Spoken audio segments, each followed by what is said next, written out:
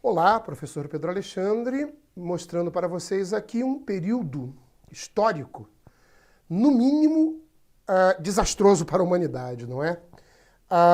É o chamado período entre guerras.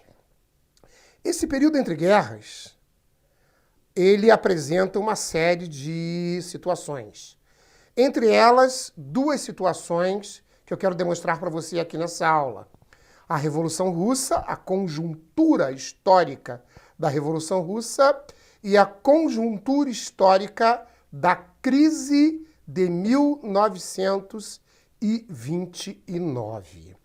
Então, período entre guerras, final da Primeira Guerra Mundial, início da Segunda Guerra Mundial.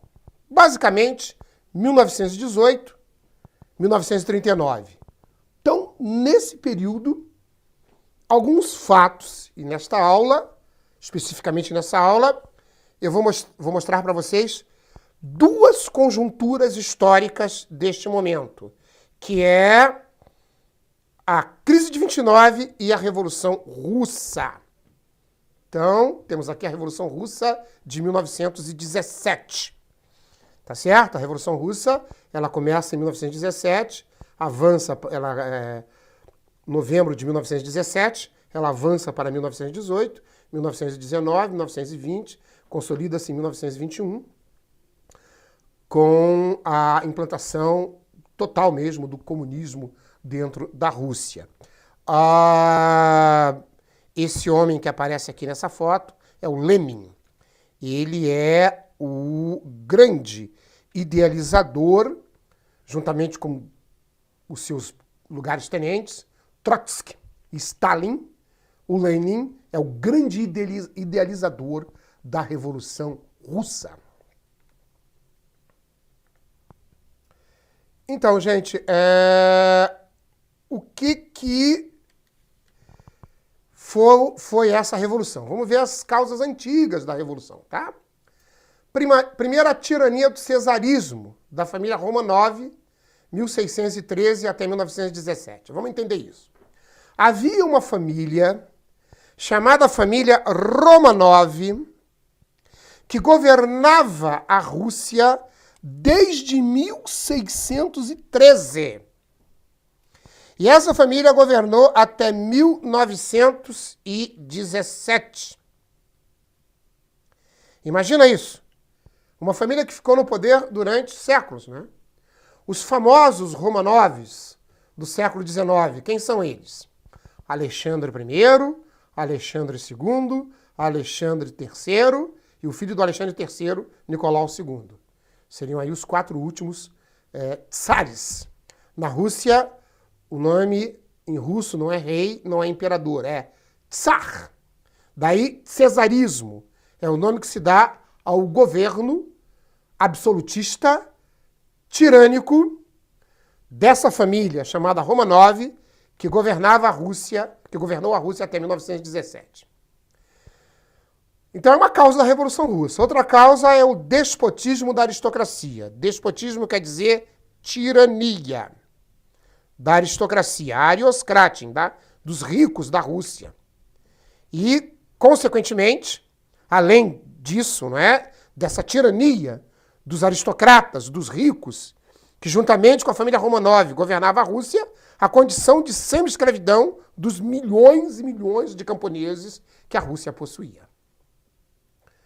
Então você está vendo aqui, eu estou moldando para você as causas. Já coloquei uma causa política, ali a tirania dos tsares, outra causa política aí, a exploração, a tirania dos ricos, coloquei a causa social, uma vida de semi-escravidão dos camponeses russos, e olha isso aqui, ó, extrema corrupção e incompetência do governo czarista. Na história nós temos isso, né? Governos corruptos e incompetentes, tá? Aqui na América Latina, nos últimos anos, final do século XX, início do século XXI, tivemos uma série, não foram poucos, de governos corruptos e incompetentes. Mas me reporto à Rússia, e onde havia também essa corrupção e incompetência dos czares no poder. Olha aqui, luxo, miséria e despotismo se misturam. Olha aqui esse palácio. Isso aqui é apenas apenas um corredor do Palácio Russo. Imagina isso, gente, onde viviam os czares. Imagina isso. Agora, olha uma camponesa trabalhando. E aqui, uma família... Uma família de aristocratas, déspotas, com o imperador aí na frente, com o czar aí na frente, rodeado de aristocratas, num despotismo incrível, né? Um governo tirânico. Então, são esses antagonismos aí que vão gerar a Revolução Russa. Causas mais recentes, a Rússia vivia sob o regime absolutista. Ou seja, mas o absolutismo, professor, não acabou no século XVIII? Pois é. A Rússia foi um dos poucos países que avançou no século XIX e no século XX até 1917 absolutista.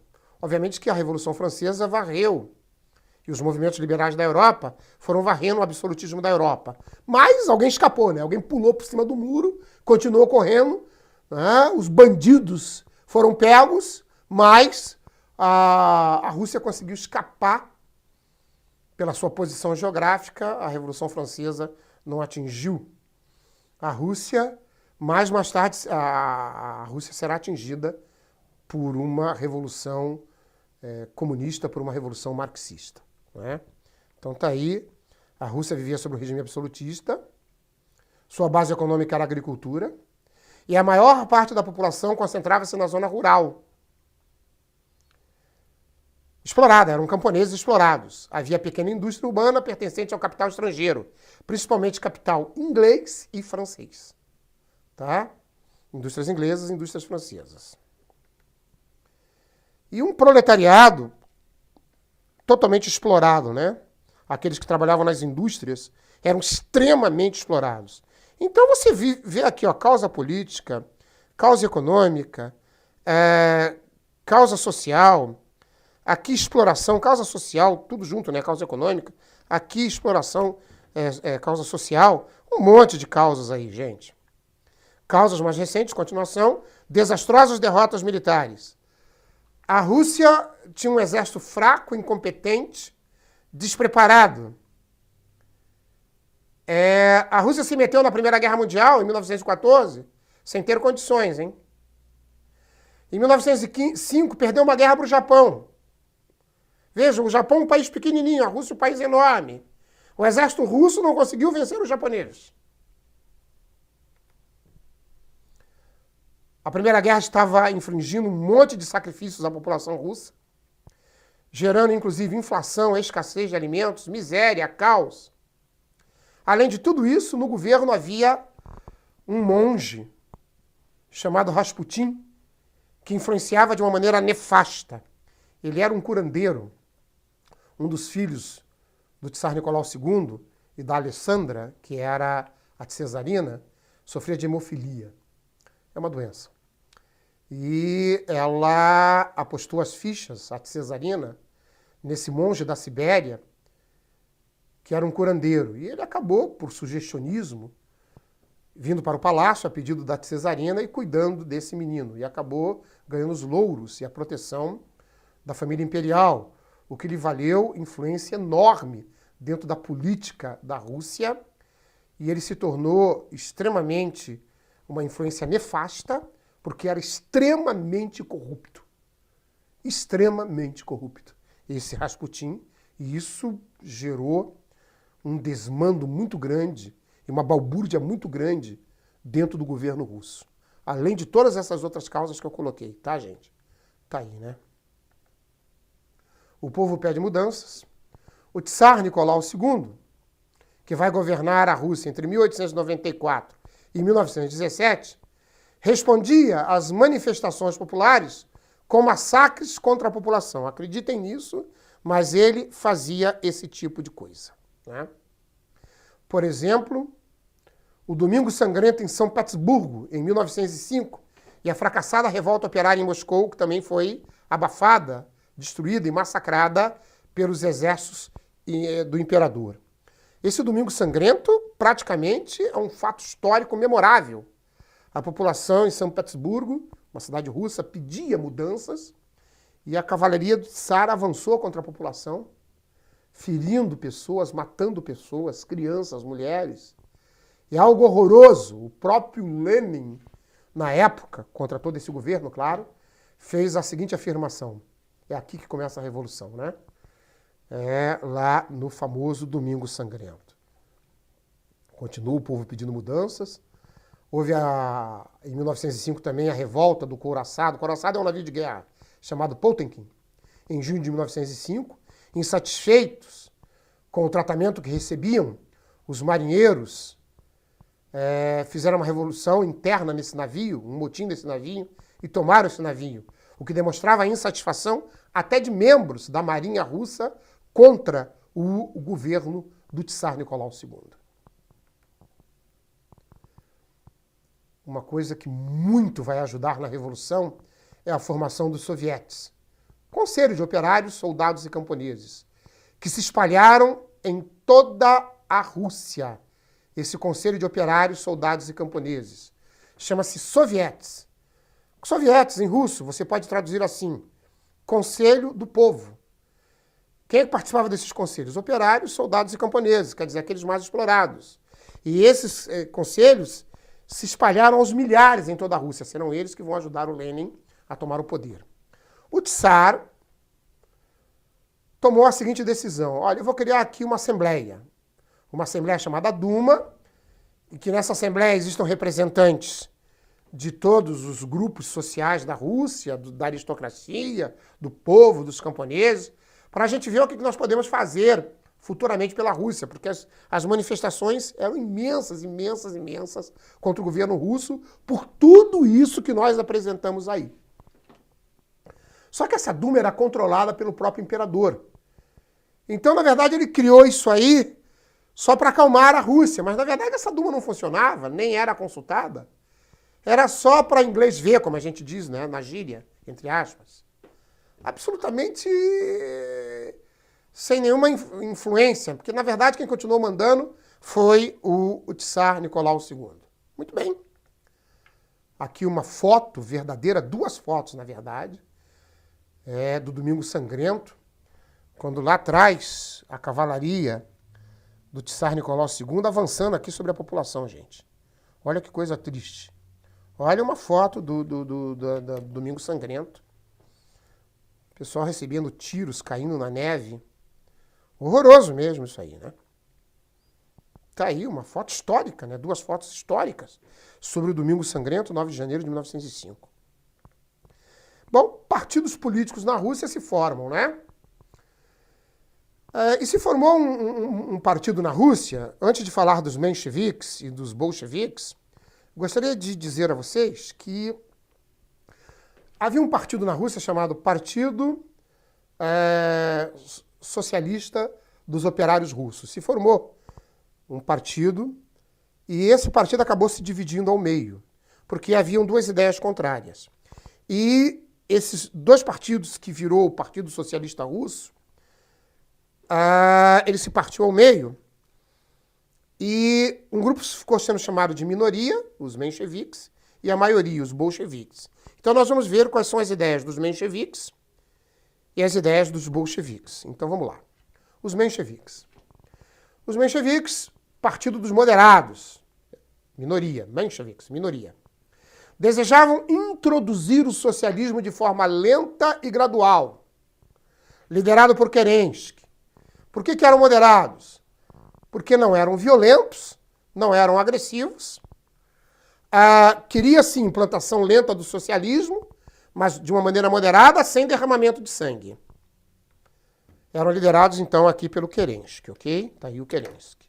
Mas havia também os bolcheviques, partido radical, partido do proletariado, era a maioria, desejava a implantação rápida da ditadura do proletariado. Os líderes, quem eram? Tá? O Lenin, o Stalin e o Trotsky, sendo o Lenin o líder maior. Fevereiro de 1917, diante de toda a situação que a Rússia vivia, o Tsar renunciou. Uma crise social generalizada provocada pelo fracasso russo na Primeira Guerra, né, acabou provocando a renúncia do Tsar Nicolau II, além de toda a crise já existente antes. Havia um slogan: morte ao czarismo, renúncia do Tsar e prisão da família real. Então acontece aqui uma revolução menchevique, liderada por Alexandre Kerensky, e a própria burguesia, juntamente com os mencheviques, vão assumir o poder. Né?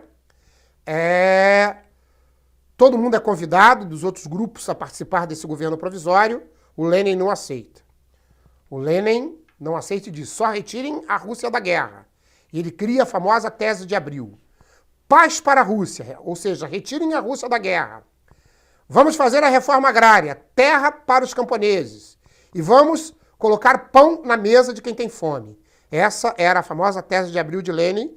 Era isso que ele pedia à Revolução Menchevique, liderada por Alexandre Kerensky, liderada pela burguesia, em março de 1917. Eu digo fevereiro e março porque o calendário russo ele está atrasado um mês em relação ao nosso calendário. Eles usam um calendário, um mês diferente do nosso calendário.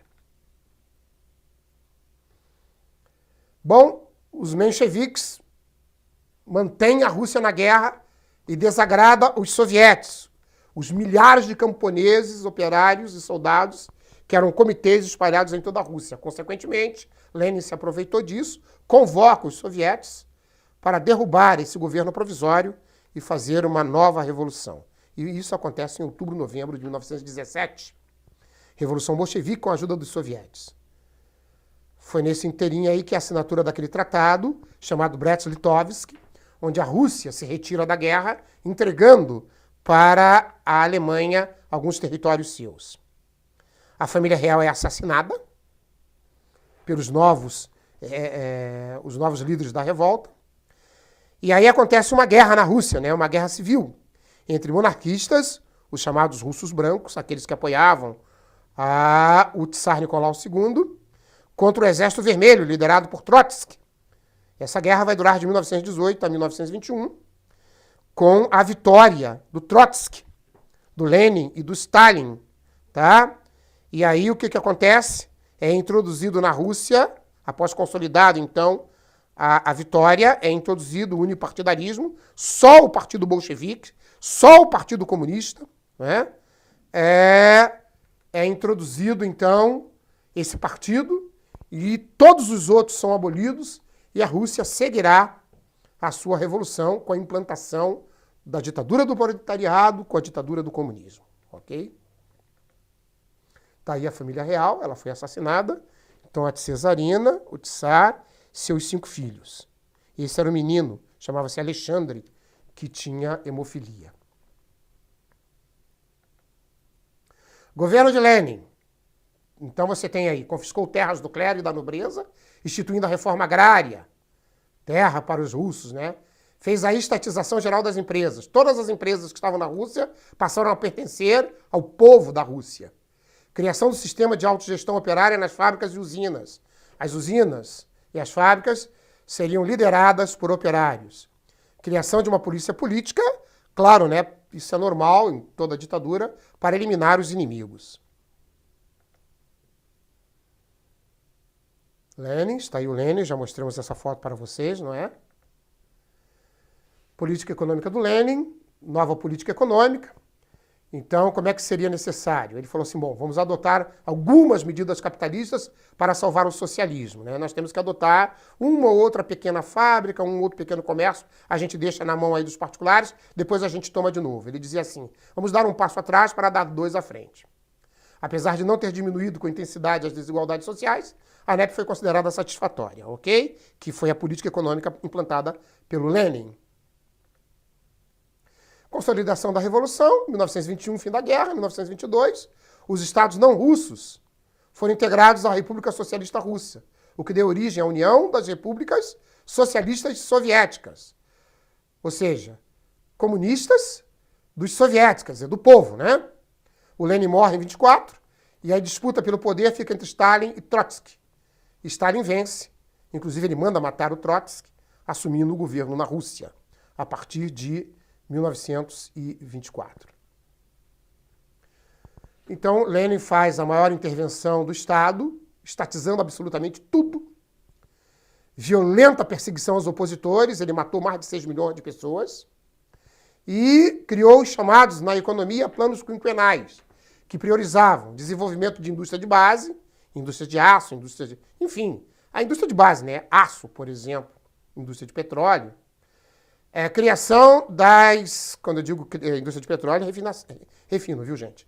Criação dos SOVs, fazendas produtivas estatais, do próprio governo, e os COCOSes, fazendas cooperativas de camponeses, né? Aquela famosa partilha que o comunismo faz, ok?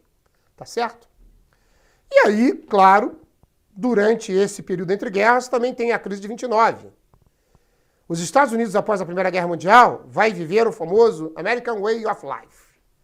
Ou seja, uma enorme produção industrial, enorme produção agrícola e um consumo desenfreado. Essa foto correu o mundo mostrando um carro do ano com uma família americana super feliz, que exportava o modo de viver americano após a Primeira Guerra Mundial. Obviamente que os Estados Unidos não sofreu um único tiro dentro do seu território durante a Primeira Grande Guerra Mundial.